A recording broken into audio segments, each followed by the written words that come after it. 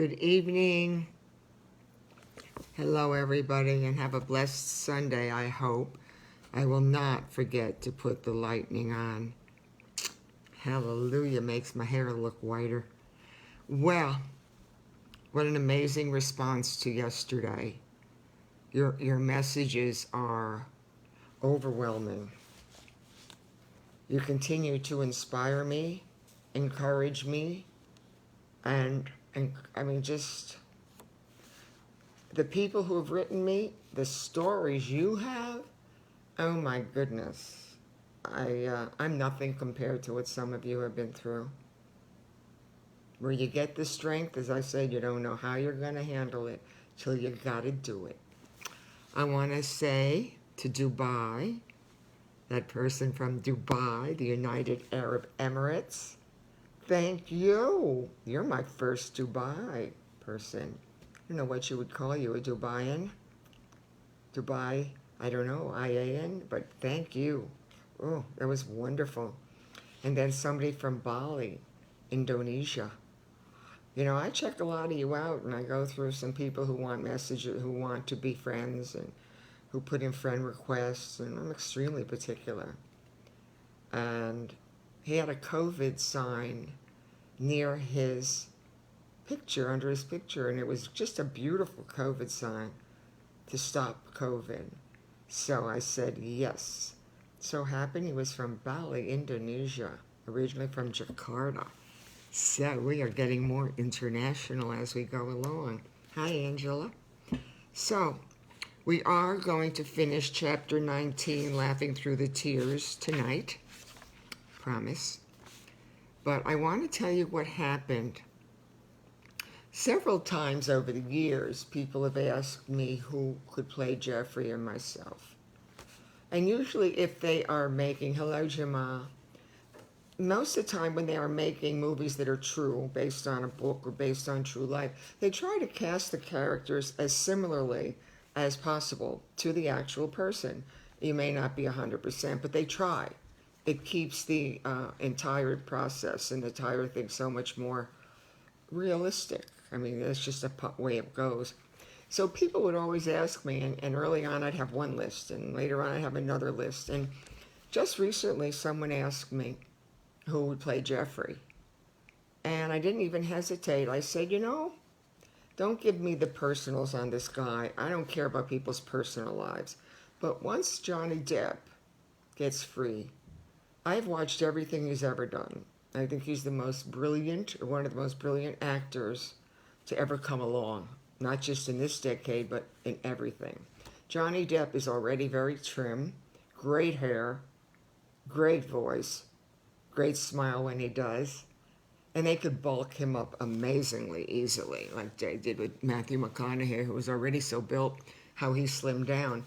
But he's basically already, Johnny Depp, very trim and so very slender. So it would not be hard for him to, you know, have that wasted, gaunt look toward the end. The other one is Keanu Reeves.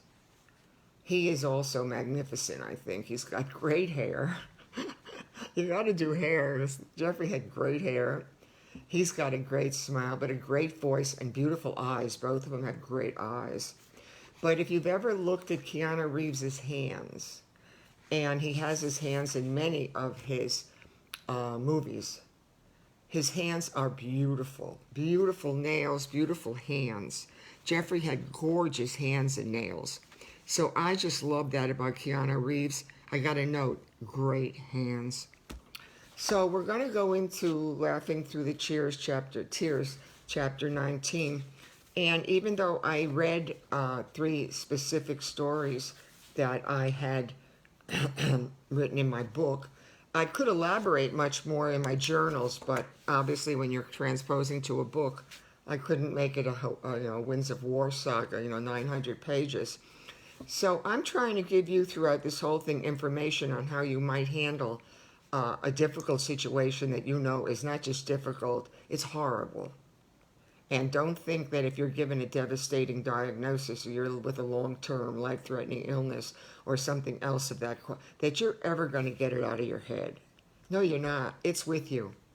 It's with you all the time. However, I give you tools and things I did to try to make it a little bit more not so horrible. This is how I got through, and I talked about the sixth sense. My sixth sense was the sense of humor. Everybody doesn't have one, but you got to try. So one of the ways I wanted to get him to eat, I told you, was he wouldn't eat when he got home. He lost 20 pounds. I had to find a way to get those meds in him. So, breakfast with cake, ice cream, and Snickers bars with a couple of pills jammed in wasn't an idea of breakfast. Lunch wasn't so bad because I could pack several slices of cheese in between thick bread and make French toast or something similar. And dinner, if it worked, I could pack on the butter and the sour cream and everything. It still was hard to get put the weight on because diarrhea was the other factor. But in general, I made a game out of it. I took out sterling silver platter, put red napkins on, would get dressed up in my boa or a nightgown, pretend we were in Paris or we were in London or we were in Italy. And we made games out of it. We pretended we were in different cities and we acted out. That's who I was. I was the actress in this role, and I had to try to make it a little bit more, let's say, palatable to get those things down. And having been a cook, I was able to do it. But let's just say you have to try with your imagination to work through that situation with people with that person is not going to eat. For us, we played a game. How could I get this food, these medications down him? I managed, but we rearranged our entire diet and we played a game. Where were we today? And what city could we be in? The second was when he had a hard time putting the weight on and he'd go onto the bathroom scale every morning. I love to tell stories. I wish I had the time to truly tell you the stories. I love stories anyway. I am a good storyteller. Jewish people are great storytellers. So anyway, he'd go on the bathroom scale, and we had a big condo, and it was a hallway. So he'd go, this little skinny self, he'd go into the bathroom, weigh himself, and then he'd come out and go, oh, the big guy is doing it today, and put on a pound, and he'd make some comment, and I'd laugh. The next thing you know, we would put on disco music or some music from the 80s or the 70s, and we'd flash the lights on and off and pretend it was disco. And I would dress up again, and we would sing the song, and he would do bodybuilding poses. Because before he took ill and he started getting ill, he was muscular. He had a beautiful body, but he was muscular. So he'd make the bicep poses or the shoulder poses or the backsides, or he would do the... We made it fun. Did it go away? No. But did we make his putting on weight, make that time a little bit more fun? It was the way we had a sense of humor together, and that worked for us. So even when I was in hospitals visiting people, going through a good friend with cancer, taking care of the folks when they were older, I always pretended, well, who can I be today to take this thing and make it just a little better? Because it's lousy, and I have to try. And I would always bring things or do things or say things that even the doctors would remember. That was me. I always tried to lighten it up. And then there was the other time when getting him to eat, when he finally would eat. As I said, planning meals were very difficult, and dinners became stressful. And he'd want something to eat, and I talked about this with the lamb chops, or whatever he wanted, but this was the one night that he really wanted the lamb chops. And sometimes I have to go back and tell you, and we are going to read this, but this is the fun chapter to a point. So it was unpredictable when he would eat. So one night he wanted lamb chops. So I made the lamb chops just the way he loved them, okay? His appetite was great. He ate everything. He was so excited. And before Jeff would ever take ill with anything, he would turn a shade of green that wouldn't be becoming on anybody. It was that green yellow, like the time he passed the kidney stone or the time he just was nauseous. He would turn a green yellow that said, nothing feels good. Well, all of a sudden, he was over. He felt great, and the meal was delicious. So we were relaxing after the meal. Without warning, his face turned that green. And it's not a good green. I don't care how many times you'll see a green that's supposed to be a pretty green. This is not that. This is horrible green, and you'll know it if someone turns it. So anyway, you said, quote, I'm going to throw up, end quote. You never made it to the bathroom. We hardly ever made it to the bathroom. We tried to find spots in the house where I wouldn't be cleaning for 2 days. Next thing you know, he didn't make it to the bathroom, but I got him, I dragged him out, and I was able to get him into an area of the house that was reasonably sane to not have a lot of stuff, because I'd be cleaning. He heaved and hurled chunks of lamb everywhere down the hallway. The hallway was the safest because all I had was walls. He heaved and hurled chunks of lamb everywhere. So I yelled, quote, "You're having an effing exorcism like Linda Blair in the movie," end quote. And the way I would say I said it, he almost choked on it because we laughed so hard. Then it was a horrible experience. We laughed about it for a long time. And that's what I'm telling you, that the situation doesn't go away until it's over. But you have times with food, hospital visits, putting the weight back on a person, them having diarrhea or throwing up. You can take these situations, not only just learn from them. I mean, you learn to pad the house almost and put plastic everywhere. Literally, you put plastic in places that were supposed to have a piece of art or a statue. But you just try to make it more okay.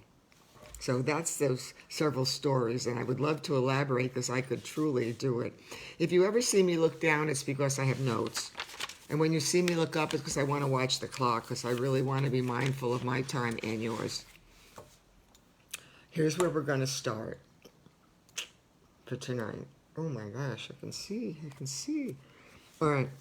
One night, after your second bout with pneumonia, oh, this one is hysterical. And you know, I laughed through this. That's why I said laughing through the tears, because when I was taking the journals and transposing them, the tears were still streaming down, but I laughed because this stuff is really happened. One night, after your second bout with pneumonia, you wanted Chinese buffet for dinner. You were weak and your appetite was terrible, but I was so excited because you wanted to eat. You also wanted a drink. Usually I would have been afraid that the combination of drugs and alcohol would be harmful. But that night, I didn't care about anything. I wanted to enjoy watching you eat. We ordered a drink, and you were feeling great. He loved White Russians. He was feeling good. There was another time, I don't think it's in here, there was another time toward the very end when I was taking him for a ride up A1A, and he wanted a drink. And I said, "No, Jeffrey, I'm not doing it this time. This is not good." And he said, "What is it going to do, Susan, kill me?" And the way he said it, I said no. And I went to the Holiday Inn up there and got him a really big White Russian. And sure enough, he threw up in the car, but I had a big bucket. But anyway, let me finish about the Chinese buffet. We ordered a drink, and we were feeling great. You went to get your food, but came back with an empty plate. I asked you if there was something wrong. You said you wanted Italian food instead. We excused ourselves and left. We got to the other restaurant and you ordered another drink. Now I was upset, and I said, quote, "What the hell are you doing?" Here it is again, though, but a different time. You said, quote, "Susan, I have AIDS. Do you think a drink is going to kill me?" That was one time, but that was the last, right before he was really gonna, it was a couple weeks left, and I did that, and he wanted a drink. That was his comment. "What do you think, Susan? This drink's gonna kill me?" The waiter came over. This was Italian, no Chinese anymore. We found Italian he liked. The waiter came over, and you ordered dinner. When he brought your dinner out, you smelled it and said, quote, I'm I'm sorry. And said, when he brought your Remember I said laughter's contagious? Do it. So, when the waiter came over and ordered your dinner, right, he brought your dinner out. You smelled it and said, quote, "I'm going to throw up," end quote. You can imagine what I was expecting in the restaurant. All right, so the waiter got upset because he thought there was something wrong or that something he had done. I said, quote, "You are not the problem. My husband hasn't been feeling well," end quote. You turned that horrible shade of green again. Oh, I forgot. He did throw up on the waiter. I'm so sorry. But I said to the waiter, "You are not the problem. My husband hasn't been feeling well," end quote. I forgot this part. You turned that horrible shade of green again and threw up on the waiter. But thank goodness you didn't have a lot in your system. That much I do remember. The manager ran over, apologizing about everything. They were convinced we were going to sue them, but I assured them we hadn't eaten anything. He begged us to come back for dinner and would and it would be on him. Literally, we were convinced he thought we were going to sue him, but I assured them we hadn't eaten anything. He begged us to come back for dinner and it would be on him. We almost wet our pants laughing when he said dinner literally would be on the house. In the house and on the house. On the way home you said, quote, "I should go out to dinner every night. What a way to get a free meal," end quote. When we got into bed, we were still chuckling about our dining experience. If I can laugh through the tears, I don't remember that little part of it. I knew that we were going to be able to eat for free, but I forgot what that I just wrote. It was so funny. All right. Here we got a little bit more. Yes, we're great. I can't help but laugh. That's why I said laughing through the tears. The next chapter isn't going to be so cute. Your parents moved closer and lived in an assisted living facility down the street. Your mother's visits were carefully supervised because she was suffering with Alzheimer's, and her erratic behavior disturbed you. I usually took her for a walk, enabling you and Dad to spend some quality time together, his father, and spend some time together. One day you said that you were tired of staying in bed and wanted to visit with them in the den. We lived in a high-rise, and we had 3 bedrooms and a den. It was big. By now, you weren't able to control your bodily functions, and you were wearing a diaper. You took the walker and proceeded down the hall. It was a long hall. Your parents followed single file. Where am I? Your parents followed single file behind you. I stopped, stood back, and observed the sight before me. You were shuffling, pushing your walker, and your diaper was rustling. Dad was shuffling close behind you, and your mother was shuffling and rustling in her diaper. It was a perfectly choreographed production. I excused myself because I was emotionally out of control and beginning to get hysterical. How could this be my life? I was 40, but picture, he's down with the walker rustling down the hallway, then his father, then his mother's following in the rear, and she's rustling down the hallway with her diaper, and I'm dealing with all this. I was emotionally out of control and beginning to get hysterical. How could this be my life?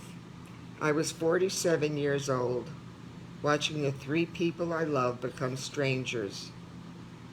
They were my family, and I barely recognized them. All of a sudden, the crying turned into uncontrollable laughter, and I wet my pants. I was the one that needed the diaper. But after the crying through the tears, the laughter began. Sometimes you'll see people crying, then they're laughing, and they're laughing and they're crying. Emotions will kick in when they're supposed to. Now I was the one who needed the diaper. I thought of the different songs and phrases that went with rustling diapers. Songs like, quote, shake, rattle, and Tootsie Roll, end quote, rustling diapers in the wind, end quote. Don't let it poop on my parade, end quote. If you all had pooped at the same time, I'd never be able to clean up the mess. And that's a shake, rattle, and Tootsie Roll, rustling diapers in the wind, and don't let it poop on my parade. You have to, I'm telling you now, if you're going to stay sane, write and try to laugh sometimes. So, when nothing seems right and you don't know what else to do, remember your seventh sense. It will get you through the worst times, and it's all yours. No one can take it away from you. We chose to laugh a lot during our 25 years. We laughed at our challenges, the obstacles, and even the aspects of your mortality.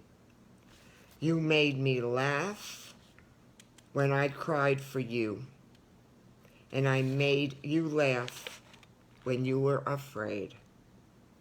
We brought out the best in each other, and the laughter was certainly the best. Sometimes I laugh through my tears because I miss you. But now I am smiling, my darling Jeffrey. Can you see it?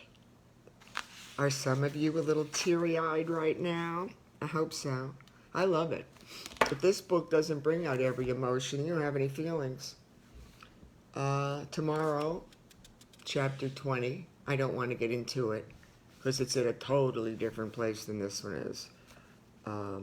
Chapter 20 is, I was angry and I hated myself. Now, isn't that a joyful chapter to talk about? Not. But we finished a lot in this book, and many, many, many of you have been with me. I am eternally grateful. I know it has been unique. Nobody's still letting me know they know anybody else reading their book on Facebook.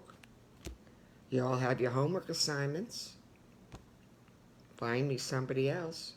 You also have homework assignments to get me what I want down the road, but until then I'm going to read back and forth and elaborate on a lot more as we continue on. But I am grateful, I am thankful, and I know that some of you have sent me relatives. Some of you have sent me friends. And some of you just can't go on as regularly as you might like, and you don't have to apologize. You go on when you can. It's always there on Facebook. It's always going to be on my website. And it's always on my YouTube channel. You may not need these readings today. It might not pertain to you today, but it will. At some point in your life, you are going to have to learn to laugh through your tears. You're going to have to prioritize. You're going to have to accept disappointments. I had a very big disappointment today that threw me for a few hours, and I was upset because it meant a lot to me. But I said, you know what? At 5:30, I'm going to read to a whole world of people out there that I don't know. and who don't really know me except what I tell them through my life, through my love, through my passion. So it got me out of my thinking about what I wasn't involved in, and I ended the emphasis on what I am, not what I couldn't, the shoulda, coulda, wouldas, but what I am doing.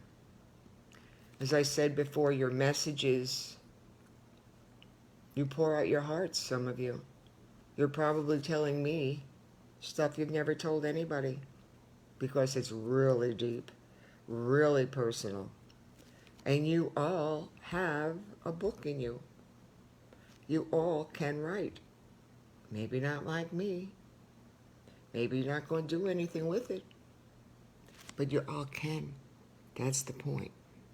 You're all capable of walking on your journey and doing your thing. And don't try to be like anybody else. Be the best you can be. Don't try to be like anybody else. Don't envy anybody else. Just because you see people smiling and carrying on, and everybody on Facebook looks so happy, and everybody on the TV, the actors and actresses and all this, everybody just looks so good. No, they're human. They're going through stuff just like we all are. Remember, you're special, and I'm grateful for any of you, all of you, not any. I'm grateful for all of you. So I hope you did enjoy a little bit of chapter 19, laughing through the tears. And I will say shalom, hello. Yes. Shalom, goodbye. And shalom, peace. I'll see you tomorrow night at 5:30, I hope. Good Lord willing. And be kind.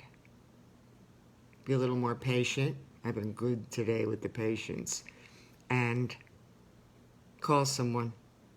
FaceTime somebody. Tell them you love them. Mean it. And so I will say I finish. I'm going to hit finish. And see you tomorrow night.